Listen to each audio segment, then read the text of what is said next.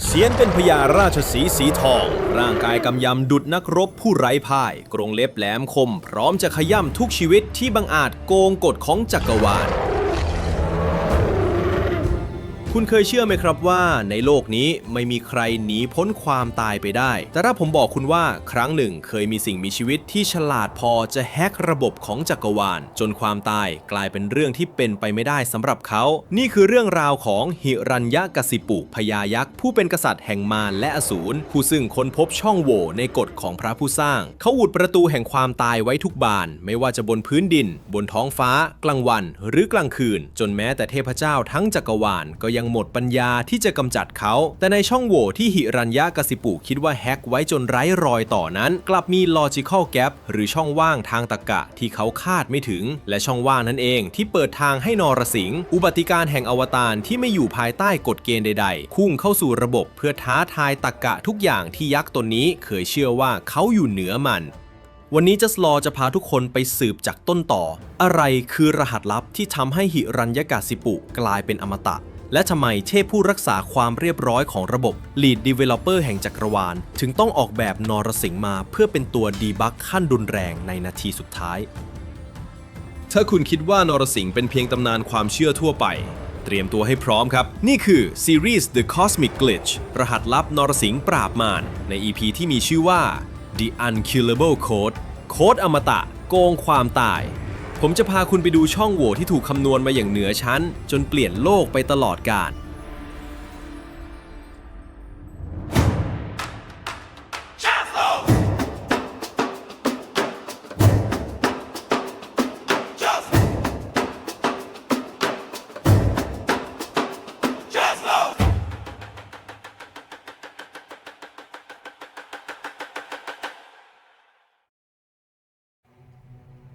อย่างที่ผมเกริ่นไว้ในอินโทรครับหิรัญยกสิปุไม่ใช่ยักษ์ที่ใช้เพียงกำลังเขาแลกแต่เขาคือ The Ultimate Hacker ผู้มองเห็นช่องโหว่ใน Source Code ของจักรวาลเขารู้ดีว่ากฎธรรมชาติมีเงื่อนไขตายตัวและถ้าเขาอุดเงื่อนไขเหล่านั้นได้ทั้งหมดเขาก็จะอยู่เหนือความตาย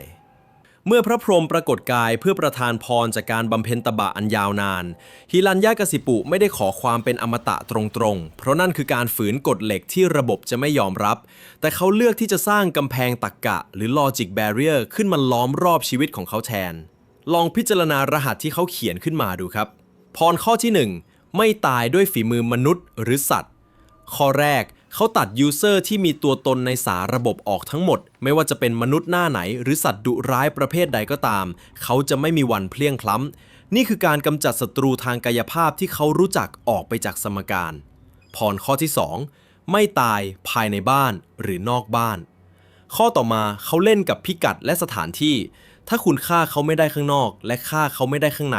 แล้วจะมีพื้นที่ตรงไหนในโลกที่ความตายจะเกิดขึ้นได้ในมุมมองของเขามันไม่มีที่ว่างเหลืออยู่แล้วสำหรับจุดจบของเขาพรข้อที่ 3ไม่ตายเวลากลางวันหรือเวลากลางคืนข้อที่ 3เขาแฮ็กเข้าไปในระบบเวลา Timeline เมื่อจักรวาลถูกแบ่งออกเป็นแค่ขาวกับดำกลางวันกับกลางคืนเขาจึงปิดประตูทุกวินาทีที่ความตายจะย่างกรายเข้ามาพรข้อที่ 4ไม่ตายบนพื้นดินหรือบนท้องฟ้าข้อที่ 4เขาทำการล็อกพิกัดในแนวตั้ง vertical axis ไว้ทั้งหมดครับไม่ว่าจะบนดินที่มีแรงโน้มถ่วงหรือบนฟ้าที่เวิ้งว้างกว้างใหญ่ความตายก็ไม่มีสิทธิ์เข้าถึงตัวเขาได้นี่คือการสร้างเกราะป้องกันที่ครอบคลุมทุกมิติของพื้นที่อย่างแท้จริงพรข้อที่ 5ไม่ตายด้วยอาวุธใดๆและข้อสุดท้ายเขาปฏิเสธทุกเครื่องมือที่สร้างขึ้นโดยเจตนาอาวุธทุกชนิดที่ถูกหลอมหรือสร้างขึ้นด้วยเทคโนโลยีมนุษย์หรือเทพเจ้าจะกลายเป็นเพียงเศษเหล็กทันทีเมื่อสัมผัสผิวหนังของเขานี่คือสัญญาที่พระผู้สร้างเซ็นรับรองเรียบร้อยแล้วครับหิรัญยกสิปุไม่ได้เป็นอมตะเพราะพระพรหมประทานพรให้แต่เขาเป็นอมตะเพราะเขาฉลาดพอที่จะสร้างเงื่อนไขที่ขัดแย้งกันเองจนระบบหาจุดลงตัวไม่ได้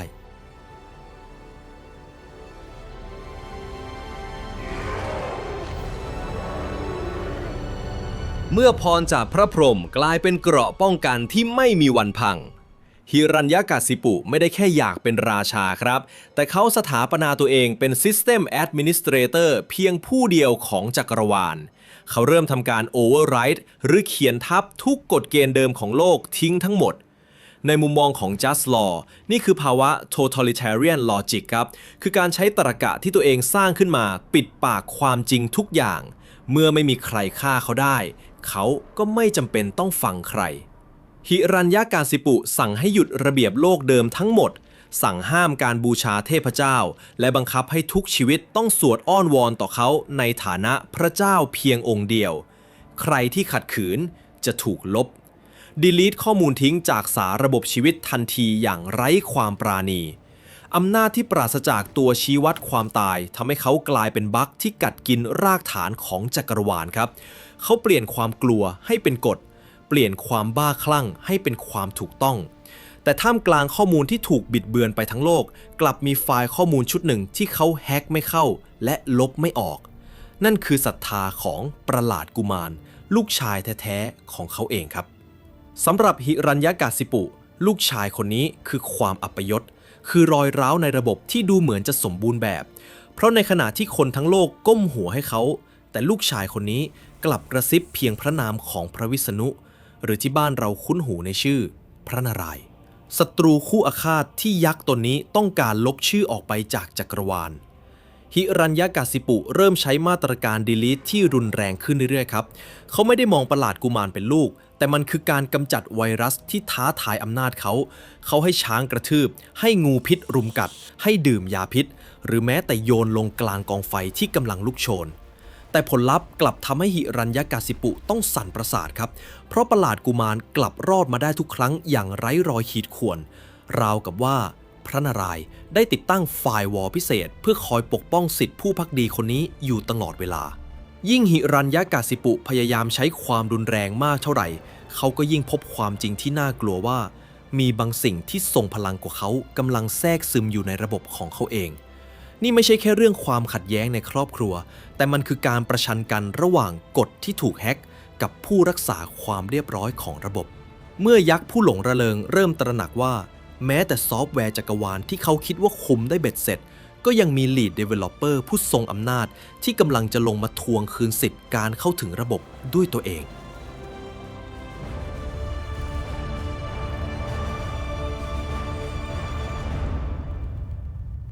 ความอดทนของยักษ์ที่คิดว่าตัวเองเป็นพระเจ้ามาถึงขีดสุดครับเมื่อเขารู้ตัวว่าลบไฟล์ศรัทธาของลูกชายไม่ออกความกลัวที่ซ่อนอยู่ในลึกๆจึงเปลี่ยนเป็นความบ้าคลั่งหิรัญญกาสิปุเริ่มท้าทายกฎธรรมชาติแบบไม่เกรงกลัวหน้าไหนเขาพุ่งตัวเข้าหาประหลาดกุมารแล้วตะคอกถามด้วยเสียงที่ดังสนั่นไปทั้ง3โลกเขาคำรามว่าในเมื่อเจ้าบอกว่าพระนารายณ์ของเจ้าอยู่ทุกหนแห่งไหนล่ะพระองค์ซ่อนอยู่ที่ไหนในเสาหินไร้ชีวิตต้นนี้กันเหรอนี่ไม่ใช่แค่คำถามครับแต่มันคือการท้าทายroot access ของจักรวาลหิรัญญกาสิปุกำลังถามหาความจริงในจุดที่เขาคิดว่าไม่มีอะไรซ่อนอยู่ได้และนี่คือจุดที่หิรัญญกาสิปุก้าวพลาดครั้งใหญ่ที่สุดในชีวิตครับเพราะความลำพองใจทำให้เขาเผลอเปิด Zero Day Vulnerability หรือช่องโหว่ที่เขามองข้ามไปเองมาตลอดเขาคิดว่าเขาอุดประตูความตายไว้หมดแล้วมนุษย์สัตว์กลางวันกลางคืนในบ้านนอกบ้านพื้นดินท้องฟ้าเขาเขียนโค้ดป้องกันไว้เกือบสมบูรณ์แบบแต่เขาลืมไปว่า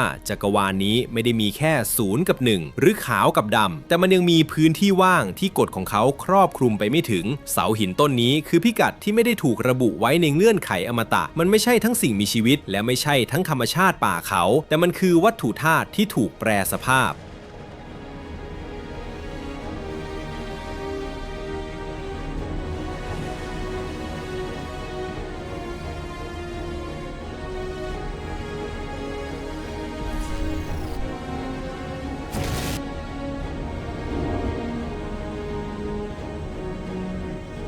และในวินาทีที่เสาแตกออกสิ่งที่กำลังจะก้าวออกมาไม่ได้มาเพื่อดวลกันตามกติกาที่ยักษ์เขียนไว้สิ่งที่ซ่อนอยู่ในนั้นคือสิ่งที่มาเพื่อฉีกกฎทุกข้อทิ้งเป็นชิ้นๆระบบที่หิรัญญกาสิปุแฮกไว้กำลังจะเจอกับการฮาร์ดรีเซ็ตครั้งยิ่งใหญ่ที่สุดและภาพที่เขาจะได้เห็นต่อจากนี้จะเป็นสิ่งสุดท้ายที่เขาจะได้จำก่อนที่อมตะของเขาจะกลายเป็นเพียงเรื่องโกหก